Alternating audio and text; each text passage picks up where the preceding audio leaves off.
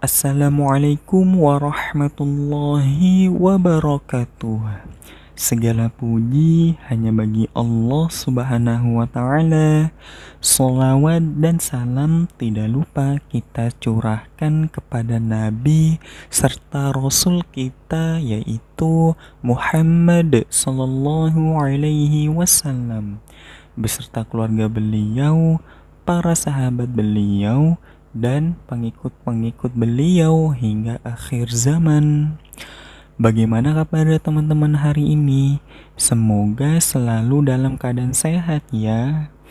Alhamdulillah, pada hari ini kita akan melakukan pembahasan mengenai tema yang baru, yaitu tentang kekuasaan Allah Subhanahu wa Ta'ala pada fenomena alam.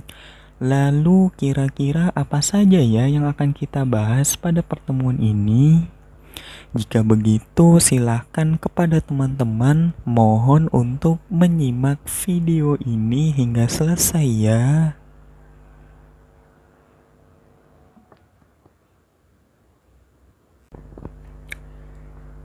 Teman-teman, pada hari ini kita akan membahas salah satu fenomena alam yang sangat menarik, yaitu fenomena gerhana.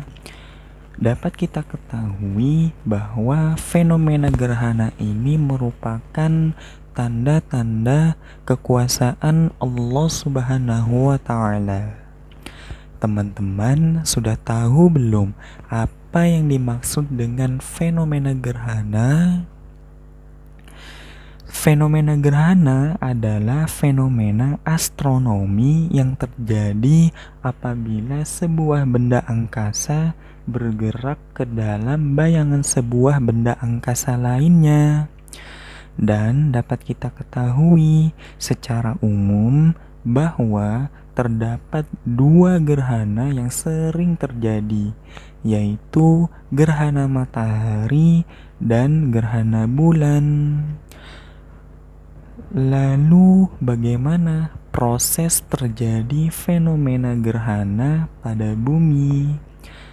Teman-teman dapat menyaksikan video berikut ini untuk mengetahui proses terjadinya gerhana ya.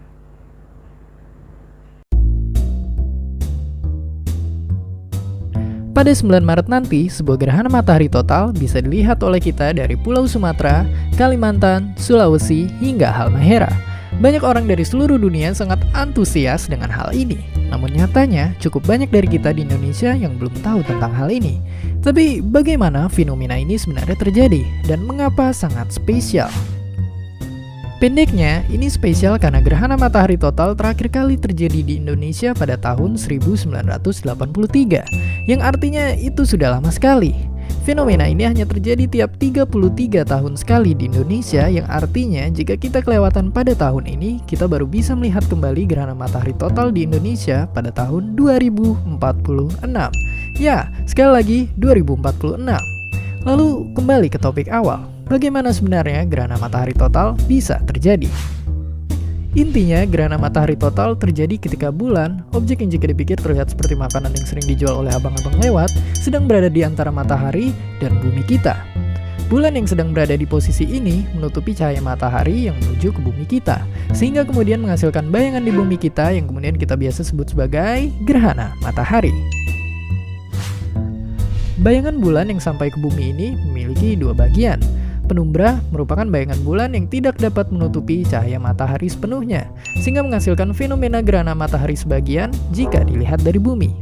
Dan kemudian ada juga bagian yang bernama umbra, bagian bayangan bulan yang sepenuhnya menutupi cahaya matahari. Umbra inilah yang kemudian menghasilkan gerhana matahari total yang sangat indah dan hanya eksklusif terjadi di Indonesia pada tahun ini. Jadi setelah mengetahui ini semua, jangan lupa untuk ikut merayakan gerhana matahari total pada 9 Maret besok yang tentunya sekali lagi hanya eksklusif terjadi di negara kita, Indonesia. Dan seperti biasa, terima kasih. Lalu selanjutnya, bagaimana dalam agama Islam membahas tentang fenomena gerhana?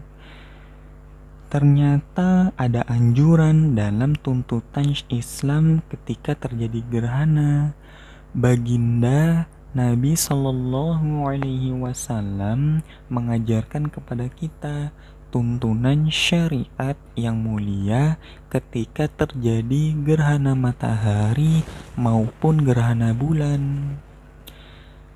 Ada beberapa hal sebaiknya yang dilakukan oleh umat Islam jika sedang terjadi fenomena gerhana, antara lain 1. Sholat gerhana. 2. Berdoa. 3. Beristighfar. 4. Bertakbir. 5. Berzikir. 6. Bersedekah. Yang ketujuh, memerdekakan budak.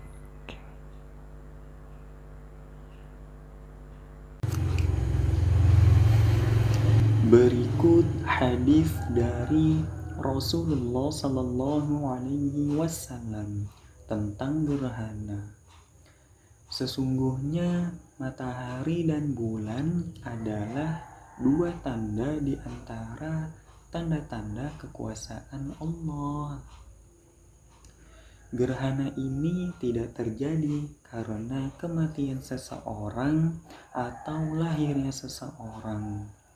Jika melihat gerhana tersebut, maka berdoalah kepada Allah, bertakbirlah, kerjakanlah sholat, dan bersedekahlah. Hadis riwayat Bukhari.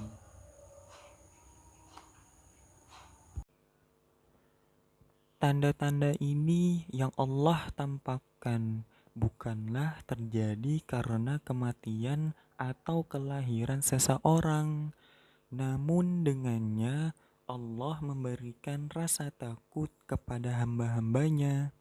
Maka apabila kalian melihat salah satu darinya, bersegeralah untuk berzikir, berdoa kepadanya, dan memohon ampunannya. Hadis riwayat Bukhari. Bagaimana teman-teman dapat dipahami tentang fenomena gerhana dalam agama Islam? Baik, teman-teman, hanya itu saja ya yang dapat Bapak sampaikan pada pertemuan ini. Insya Allah semoga dapat bermanfaat dan dapat dipahami ya. Sekian dari Bapak ucapkan Assalamualaikum warahmatullahi wabarakatuh.